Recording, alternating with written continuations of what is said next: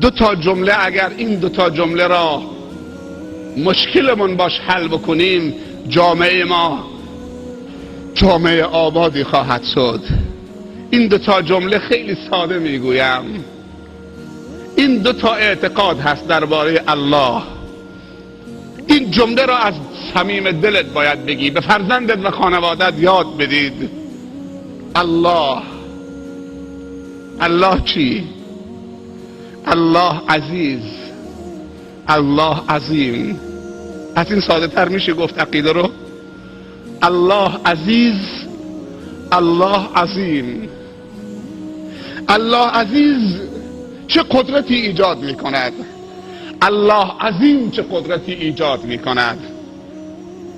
تسلط بر دلها با تو دو چیزه، یا با عشق یا با ترسه. یا باید کسی رو دوستش بداری تا مطیعش بشوی، یا باید از کسی بترسی تا تابعش بشوید. اگر این دوتا رو به الله بدهیم، تو دارای عقیده خوبی خواهید شد و همه طبیعت و مخلوقات خدا تسلیم تو خواهد شد. این دوتا کلمه رو مشکلمون حل بکنیم باش. الله عزیز یعنی دوست داشتنی، عزیزتر از اون کسی نیست.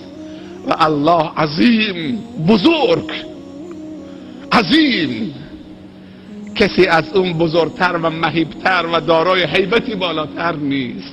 ذوالجلال والکبریا والعظمه. به همین سادگی همه پیامبران خدا این دو جمله را گفتند. همه مردان بزرگ دین که خاتمه شهادت نصیبشون شد این جمله را گفتند. الله عزیز. ابراهیم خلیل بتشکن این جمله را گفت. خداوند در سن نازایی پسری بهش داد. پسر بزرگ شد، پسر عزیز دلش شد، تعلق قلبش قوی شد نسبت به اون عزیزش. خداوند خواست آزمایشش بکنه، در خوابش نشان داد، گفت ابراهیم فرزندت برات عزیز شده. من چی؟ من رب تو هستم، خالق تو هستم، همه کاره تو هستم.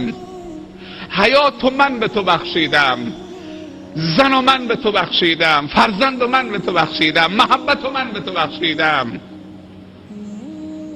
در سن پیری و سالخوردگی و نازایی فرزند پسری بهش داد. این فرزند بزرگ شد، تعلق و عاطفه ها قوی شد.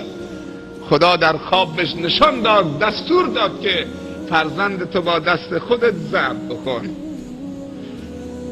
الله عزیز گفتن که شوخی نیست. از خواب پرید، بی‌طاقت شده، هر چه زودتر باید فرمان الله اجرا بکنه. بی‌طاقتیش این بود، نمیخواست تأخیر بکنه. فرزندش هم براش عزیزه. چند روز پیش یه نفر بهم گفت شیخ نتیجه آزمایش ما مثبت شده. 2 سال 3 سال بیشتر نیست ازدواج کردن، 2 سال بچه دار نشده. زجر میکشید، زجر 20 فرزندی 2 سال. کسانی بودن 15 سال بچه دار نشدن، 2 سال ازدواج کرده، پریشان بود. شیراز و یزد و جاهای دیگه. چند روز پیش خیلی خوشحال بود، گفت یه خبر خوشی بهت بدم، نتیجه آزمایش مثبت شده. من میخوام بچه دار بشم، پدر بشم بعد از 2 سال ازدواج. چقدر بچه عزیزه، در سن نازایی، سالخوردگی 100 سال. خدا فرزندی پسری بهش میده. عزیز میشه یا نمیشه؟ بعد کمی بزرگ میشه، بابا گفتن یاد میگیره، همراه باباش این طرف اون طرف. در خواب میبینه که خدا بهش میگه با دست خودت ذبحش بکن. از خواب میبره، بی طاقته که فرمان خدا را اجرا نکنه. والعیاذ بالله. بچه رو میبره به صحرا، شروع میکنه، مشورت میکنه نظر تو چیه فرزندم؟ امر خداست، تو عزیزی، الله عزیز تره. الله عزیز. میگه بابا بذار الله عزیز باشه یا ابت افعل ما تؤمر. ای بابا اون چیزی که خدا به تو امر کرده بذار الله عزیز باشه. اینجاست که میگذاره فرزندش بسم الله میگوید که اونو ذبح بکنه. ندا میاد که قد صدقت الرؤیا، تو در امتحان و آزمون خداوندی قبول شدی. الله عزیز. حالا نتیجه الله عزیز شدن چیه؟ اگر میگفت پسرم چه میشد؟ اگر گفت الله عزیز چه شد؟ وقتی گفت الله عزیز، هم الله پسر بهش داد، کارد نبرید، هم جلو الله رو سفید شد، هم ایمانش حفظ شد، هم خانه خود کعبه توسط همین فرزند با خودش به قامت رسید، هم عید قربان برای مسلمانان درست شد که هر قربانی، هر موی قربانی 10 تا حسنه تولید بشه. اگر نمی گفت الله عزیز، پسرم عزیز، فرمان خدا ولش کن، پسرش هم مریض می شد، پسرش هم می مرد، خدا رو از دست می داد. ولی وقتی میگه الله عزیز همه چی براش حفظ میشه.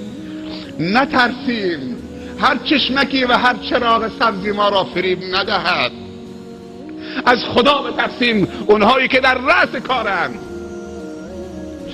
وسوسه های شیطانی زیاد است، چک های سفید زیاد است، پست و مقام ها زیاد است. و من یتق الله یجعل له مخرجا و